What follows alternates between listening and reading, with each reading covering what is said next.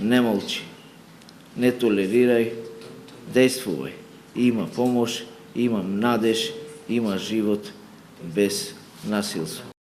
Статистиките го вклучија црвениот аларм. Надлежните се погласни во спречувањето на семејното насилство.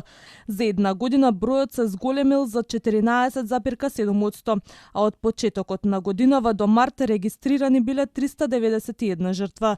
Најголем број сторители биле мажи, 266, а меѓу насилниците имало и 20 жени.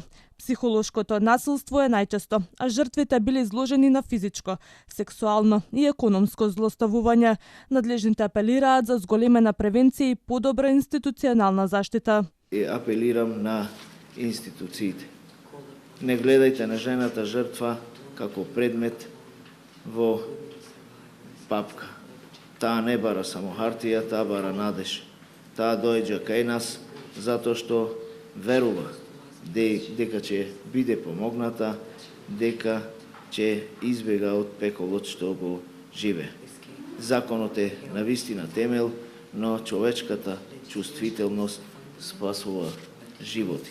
Насилството врз жените не е само лична трагедија, туку е општествен неуспех, силни пораки од странските експерти.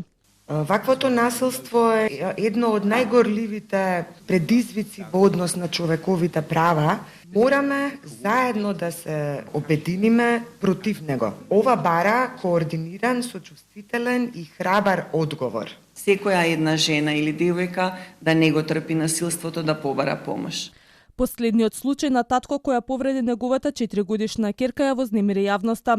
Обвинителството за него покрена обвиненија, а кривично го гони 54-годишник од Скопје кој во алкохолизирана состојба ја нападнал својата сопруга, удирајќи ја со чадор по главата во сопствениот дом. За кривично дело нанесување телесна повреда, кривичниот законник предвидува казна од 6 месеци до 3 години затвор.